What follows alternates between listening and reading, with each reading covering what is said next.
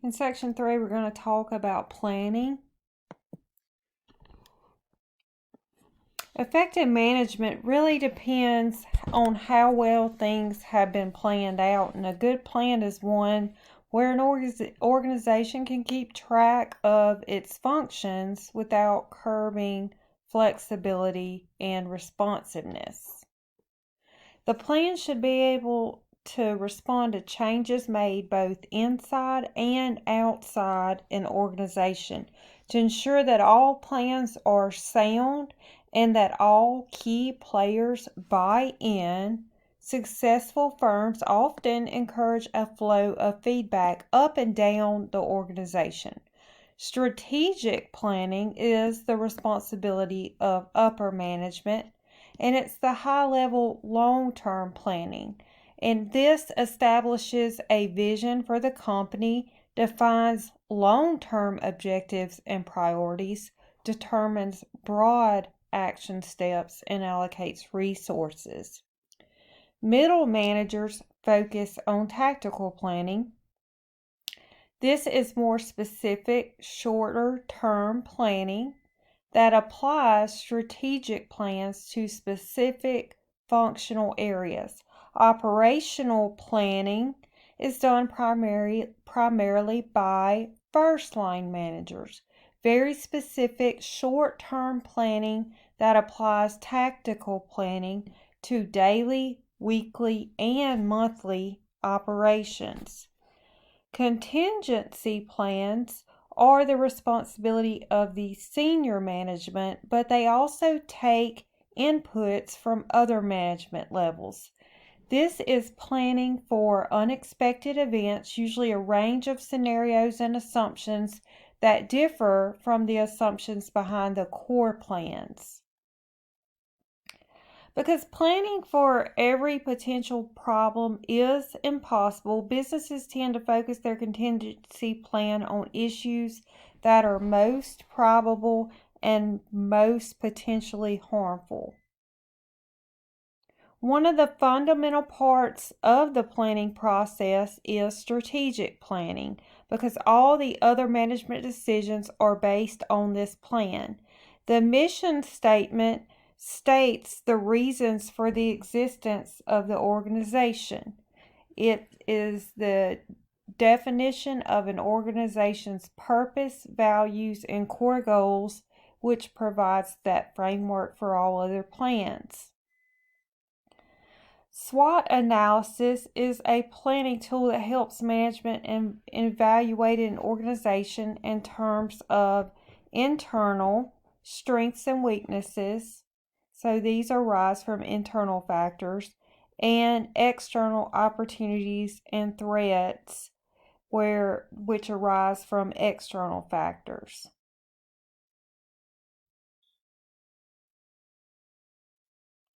Strategic goals need to be tied to the firm's mission as well as its competitive position.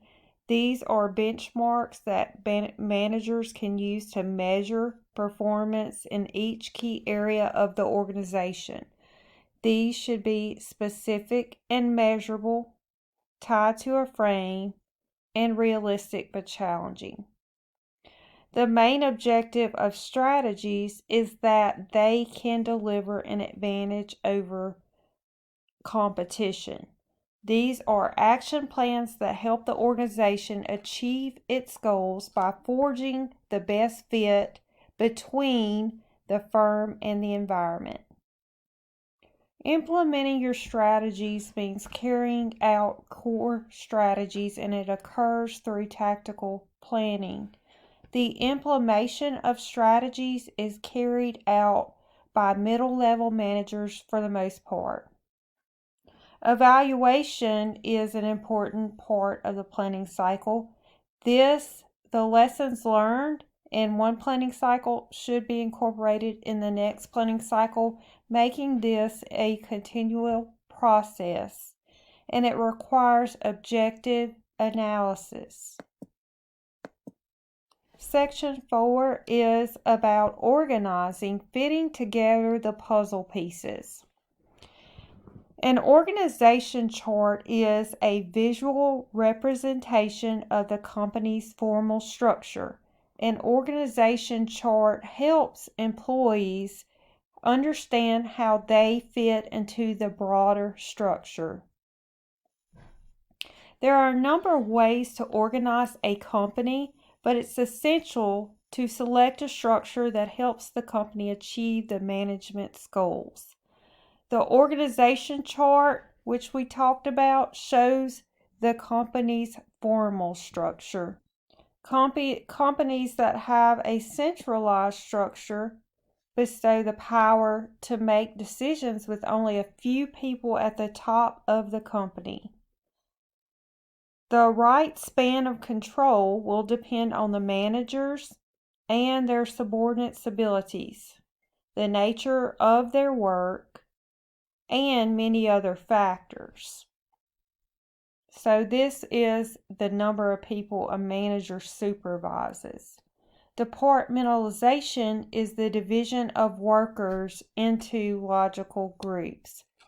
For example, in a community college section, you will have different departments based on what is being taught. So there would be an English department, a science department, and a business department. This is how the workers are divided because they teach those subjects, so it's logical for them to all be a part of that department. 3 different models of organization are line organization, line and staff organizations, and matrix organizations. However, these structures are not independent of each other. In a line organization, each employee is accountable to the person above. In a line and staff organization, the line managers from the primary chain of authority and the staff departments work together with the line departments. Line managers are managers who supervise the functions that contribute directly to profitability, such as production and marketing. Staff managers are managers who supervise the functions that provide advice and assistance to the line departments. In a matrix organization, specialists from various departments work on projects on a temporary basis. Section 5 is about leadership. Exhibit 1410 shows the continuum of leadership and power. And you can see over here on the far right, this is autocratic leaders, and these are leaders that hoard decision-making power just for themselves and typically issue orders without consulting their followers. Democratic leadership are leaders who share power with their followers. While they still make final decisions, they typically solicit and incorporate input from their followers. Free rein leaders are leaders who set objectives for their followers, but give them freedom to choose how they will accomplish those goals. The way that leaders use their power defines their leadership style. There is a range of specific styles that can be used. These styles can be classified into the 3 broad styles we mentioned: free rein leadership, democratic leadership, and autocratic leadership.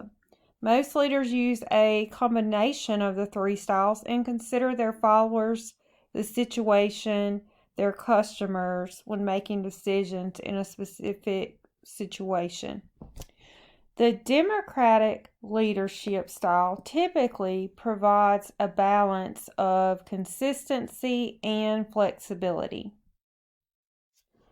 Section 6 is about controlling and making sure it all works. When changes take place in an environment, the control process changes as well. To establish clear performance, there has to be sound planning. The objectives should remain consistent with the company's strategic and mission plan at every level of planning. So, controlling is monitoring the performance and then making adjustments and improvements when necessary.